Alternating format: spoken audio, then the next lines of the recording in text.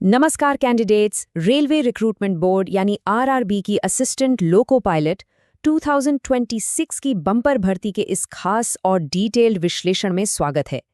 अगर Indian railway के साथ एक शानदार और सुरक्षित करियर बनाने का लक्ष्य है तो समझ लीजिए बिल्कुल सही जगह आए हैं। बिना किसी फालतू बात के सीधे काम की जानकारी पर आते हैं, क्योंकि मौका बहुत बड़ा है और समय तो तेजी से भाग ही रहा है। चलिए सीधे इसी से शुरुआत करते हैं। 11,127। जी हाँ, ये कोई छोटा मोटा नंबर नहीं है। पूरे 11,127। ये भारत भर में रेलवे द्वारा निकाली गई कुल वैकेंसी का सीधा सीधा आंकड़ा है। इतनी बड़ी संख्या में असिस्टेंट लोको पायलट की भर्ती होना सच में एक बहुत बड़ा और शानदार मौका है, जिसे हाथ से बिल्कुल नहीं जाने देना चाहिए। इस विश्लेषण में हम बिल्कुल टू द पॉइंट इन 5 चीजों को कवर करेंगे: विशाल रेलवे भर्ती, भूमिका और कार्य, शैक्षिक योग्यता और आयु सीमा, आवेदन शुल्क और प्रक्रिया, और आखिर में सबसे जरूरी महत्वपूर्ण तिथियां। सब कुछ एकदम क्रिस्टल क्लियर होने वाला है। तो पहले खंड से शुरू करते हैं, विशाल रेलवे भर्ती। ये समझना बहुत जरूरी है कि ये एक बेहद स्टेबल और सरकारी जॉब है जो सीधे भारत सरकार के रेल मंत्रालय की तरफ से आ रही है। अब यहाँ जो सबसे दिलचस्प बात है वो ये कि भले ही इसका विज्ञापन नंबर 01/2026 है, लेकिन इसका जॉब लोकेशन संपूर्ण भारत है। इसका सीधा सा मतलब है कि चयन होने के बाद देश के किसी भी रेलवे जोन में पोस्टिंग मिल सकती है। ये किसी एक राज्य या शहर की नहीं, बल्कि पूरे देश के रेल नेटवर्क से जुड़ने की एक नेशनल लेवल की जिम्मेदारी है। आइए दूसरे खंड की तरफ बढ़ते हैं, भूमिका विवरण और कार्य। आखिर एक असिस्टेंट लोको पायलट का रोजमर्रा का काम होता क्या है? और ये स्लाइड बिल्कुल स्पष्ट कर देती है कि ये काम कितना अहम है। एक एएलपी सिर्फ ट्रेन में बैठता नहीं है, बल्कि वो मेन ट्रेन ड्राइवर की आंख और कान की तरह काम करता है। लोकोमोटिव चलाना, सिग्नल्स पर पैनी नजर रखना और हजारों यात्रियों के साथ साथ लाखों टन माल की सुरक्षित यात्रा सुनिश्चित करना, यही है असली काम। जो 11,127 का विशाल आंकड़ा हमने देखा, वो असल में ऐसे ही जिम्मेदार पेशेवरों की मांग कर रहा है। अब आते हैं सबसे अहम फिल्टर पर, खंड 3, शैक्षिक योग्यता और आयु सीमा। चलिए चेक करते हैं कि एलिजिबिलिटी क्राइटेरिया क्या-क्या है। देखिए, रेलवे ने योग्यता के लिए यहाँ 2 बहुत ही साफ रास्ते दिए हैं।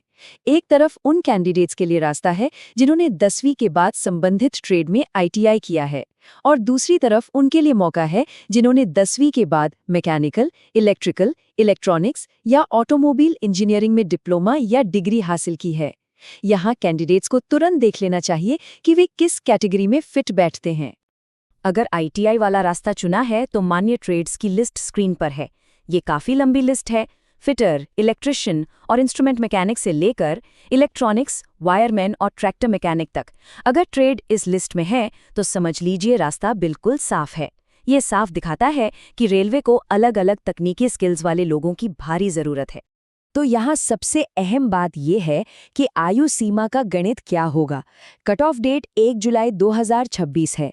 जनरल कैटेगरी के लिए बेस लाइन उम्र 18 से 30 साल के बीच होनी चाहिए, लेकिन सरकारी नियमों के तहत कुछ रिलैक्सेशन भी दिए गए हैं। ओबीसी उम्मीदवारों के लिए ऊपरी आयु सीमा में 3 साल की छूट है और SC/ST उम्मीदवारों के लिए ये छूट 5 साल की है। बस इस कट ऑफ डेट को ध्यान में रखकर ही आगे बढ़ना है। अब पहुंचते हैं खंड 4 पर, आवेदन शुल्क और प्रक्रिया। फॉर्म भरने के लिए आर्थिक और लॉजिस्टिक रूप से क्या तैयारी चाहिए, आइए देखते हैं। फीस का स्ट्रक्चर बिल्कुल सीधा है। जनरल, ओबीसी और ईडब्ल्यूएस वर्गों के लिए आवेदन शुल्क 500 रुपये रखा गया है। लेकिन ध्यान देने वाली बात यह है कि SC/ST, ex serviceman, transgender, EBC और सभी महिला उम्मीदवारों के लिए भारी छूट दी गई है। उनके लिए फीस सिर्फ 250 रुपये है। रेलवे की तरफ से भागीदारी बढ़ाने का ये एक बहुत अच्छा कदम है।